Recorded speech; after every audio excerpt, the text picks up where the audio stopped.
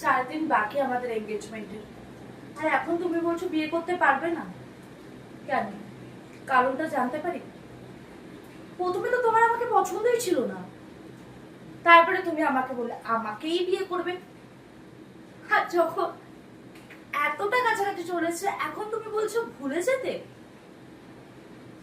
আমি কোনোদিনই কোনো কিছু তোয়াক্কা করিনি অভি।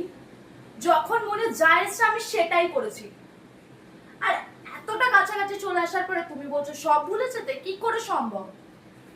সবাই জানে ডেট ফিক্সড হয়ে গেছে, তাহলে তুমি আগে কেন বলনি? তোমার মনে যখন এটাই ছিল তাহলে তুমি কেন আগে বলনি? আর যখন সবাই সবকিছু জেনে গেছে তখন তুমি বলছো কেন? এই নোংরা নাটকটা কেন করলে তুমি আমার সাথে? প্রথমেই বলতে পারতে।